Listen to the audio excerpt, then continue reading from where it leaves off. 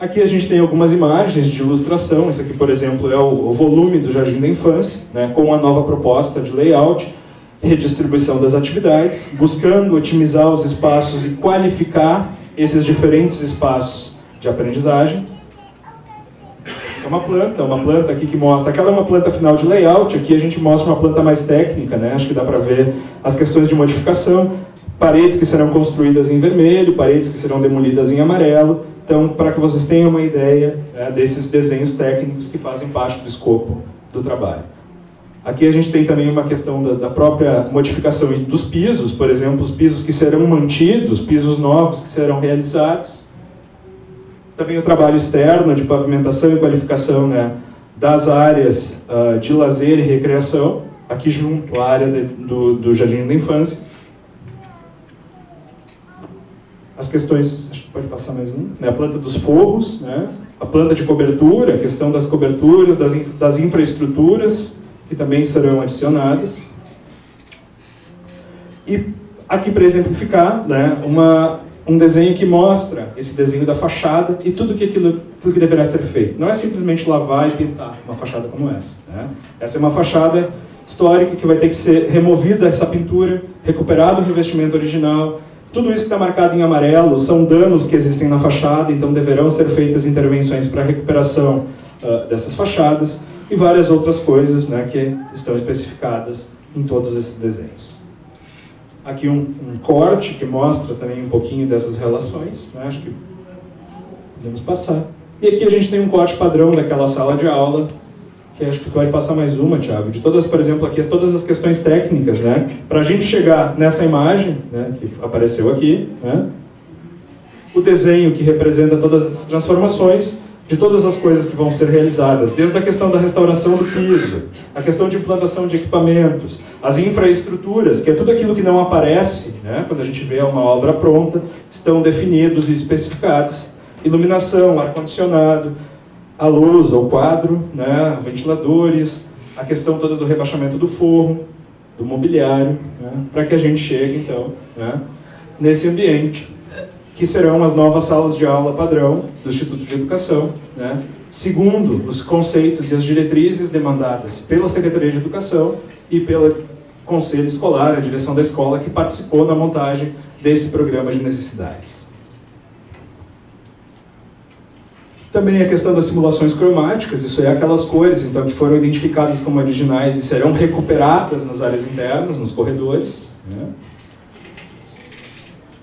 A questão da identificação, então, também da restauração de todos os tipos de pisos existentes no edifício, né, que serão restaurados, recuperados, né? Pode passar. A questão das próprias esquadrias, aqui a gente vê o estado, né, lastimável de várias delas, né, por degradação e às vezes até por depredação, né, então a gente vai tentar identificar, recuperar, refazer aquilo que está danificado para deixar nas condições ideais de utilização. Aqui a gente tem mais uma perspectiva, esse será, né, o saguão de acesso da escola, atendendo todas as diretrizes de segurança, de proteção e também as diretrizes da recuperação do patrimônio, né? Então são recuperadas as pavimentações, é criada um controle de acesso, né, segundo era uma especificação do nosso termo de referência para desenvolvimento do projeto, recuperada toda a questão da escadaria principal, dos gradis, dos pisos, né, de mármore, as cores originais, recuperando as cores originais do edifício. Aqui é uma vista oposta, né, que a gente tem quem desce a escada e olha para a saída, né, para a entrada do edifício, né, a questão mesmo da sinalização que deverá acontecer, identificando os diferentes setores da escola, também segundo os padrões e as normativas, né. Aqui a gente tem uma foto antiga do auditório, né, que mostra como era esse espaço, que a ideia é uma recuperação desses aspectos do edifício, né, desse espaço importante da escola, a recuperação então de todo o auditório segundo os critérios, não é o mesmo ângulo, né, a foto, mas a gente pode ver então a recuperação desde a questão do mobiliário, das esquadrias, né, dos elementos que têm valor histórico, como esse lustre aqui, toda a espacialidade desse auditório recuperada segundo as cores originais identificadas, né, desse corte horizontal que a gente tem como divisor de espaço. E toda a questão de equipamentos, né? Ar-condicionado, a questão mesmo de equipamentos e acessibilidade para a área toda do palco, que é um requisito importante no projeto.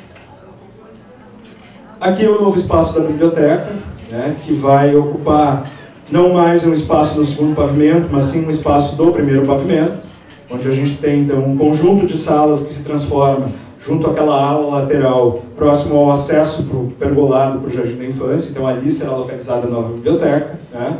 Com espaços adequados, né? Mais protegidos por um lado e também por outro lado. Um espaço que pode receber um carregamento de peso maior, porque o livro pesa, então a gente pode ter mais livros no primeiro pavimento do que no segundo, então esse espaço de forma adequada, com a área de acervo, mas também, que nem a próxima imagem vai mostrar aqui, né?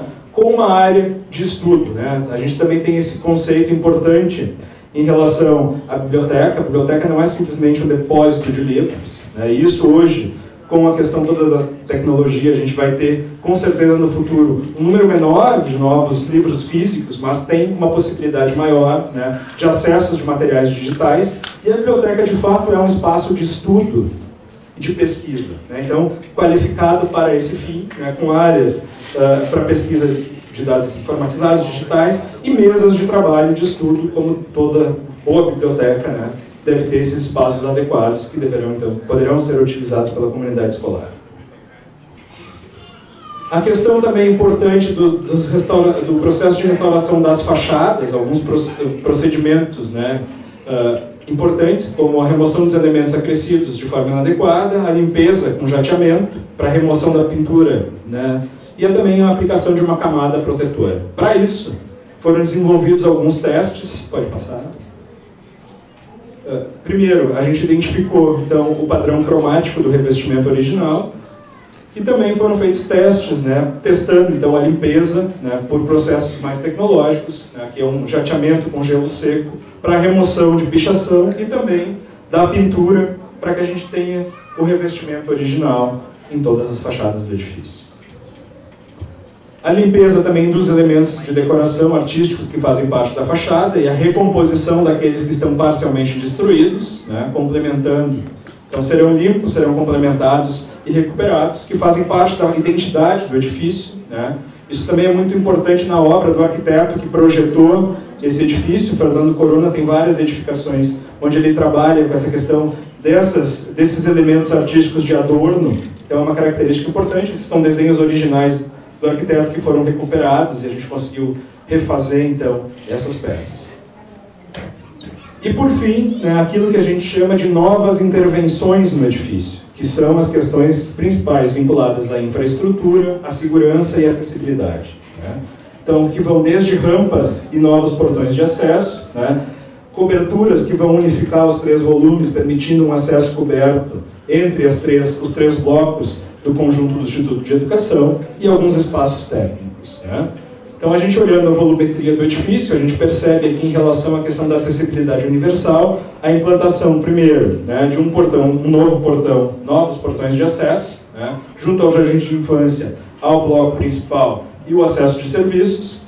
Também novas rampas, a criação de rampas adequadas, né, para o acesso universal aos edifícios, junto ao acesso principal, um acesso junto ao pátio e também junto ao Jardim da Infância.